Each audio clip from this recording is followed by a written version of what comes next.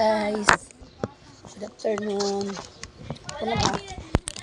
Hapon na. Tapos ko lang magkain sa mga bata. Sama pa rin ang pakiramdam ko, guys. Tapos sama pakiramdam ko, guys. Tapos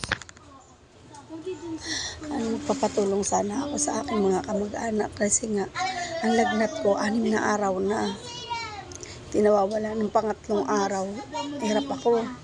Gusto ko na magparela sana sa ospital noon. Dahil nga wala yung asawa ko nasa biyahe. Hindi naman siya pwede mag-absent doon sa biyahe na yun dahil nakakontrata siya doon. Tapos, gusto ko magpadala sa ospital.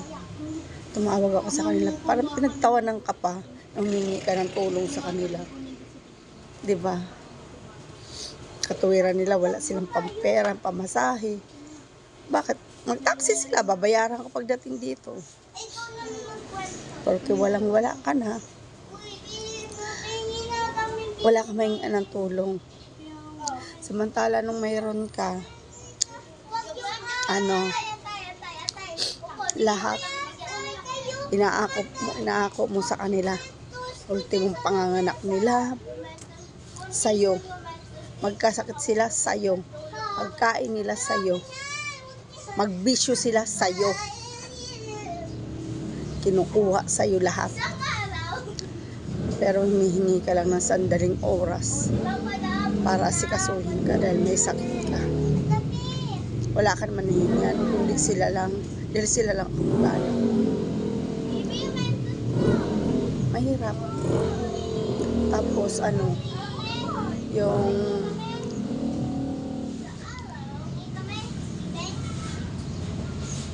kakasama lang ng loob mo ba, diba? Kanino kayo hingi ng tulong? Wala ka naman ibang kamag-anak, kundi sila lang, diba? Pero anong ginawa nila sa'yo? Kailangan ako magpakatatag. Hindi lang para sa sarili ko. Ang hirap. May sakit ka ikaw. Saglit lang kasi talagang hindi ko kaya nung pangatlong araw nang nagsusuka na ako nun. Gusto ko lang sila pumunta rito kahit paano. Kung dadalhin ako sa ospital, madadala ako mabilis. Katulong kasi mga bata lang dito. Kasama ako ng bata. 8 years old tsaka 7 years old. Kakadala ba sa akin sa ospital yan? Diba hindi? Nagtiis ako, nangingi ako, tumawag ako sa kanila para mangingi ng tulong, napuntahan nila ako. Pero, ano nangyari? Wala. Ang hirap talaga pag ganitong kalagayan. Bali, wala ka lahat sa lahat ng oras na ikaw lahat. Pinawag mo panahon mo sa kabataan mo, kasipagan ng katawan mo, kalakasan ng katawan mo.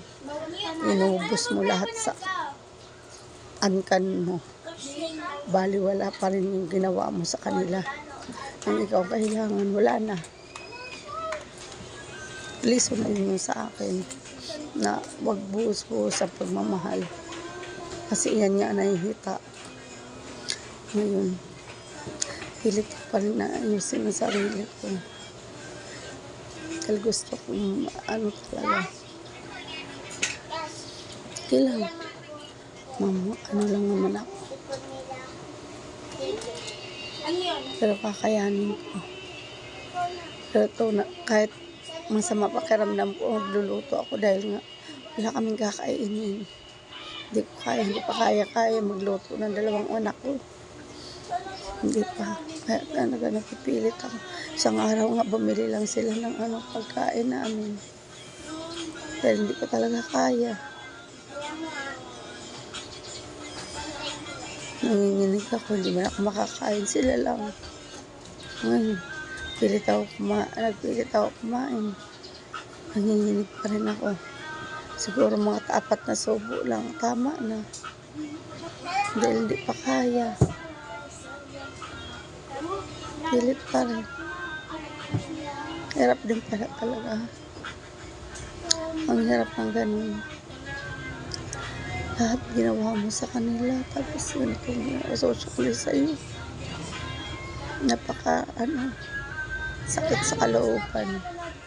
Pero pinipilit kong maayos ang buhay ko. na hindi nakadepende sa kanila.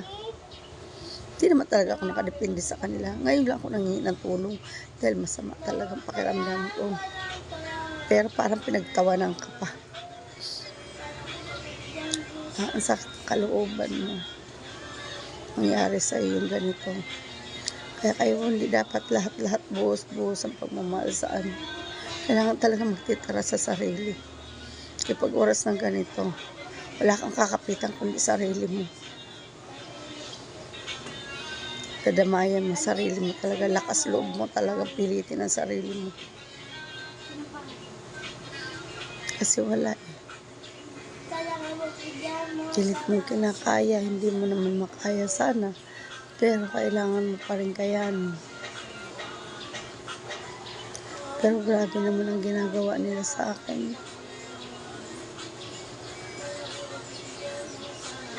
Kaya siguro mas maganda na rin yung i-block mo na lang sila lahat para wala na talaga.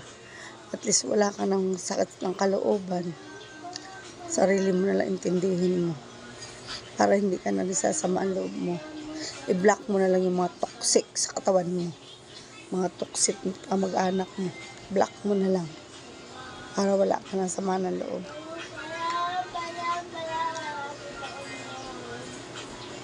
Mahalin ang sarili. Hindi buhos-buhos.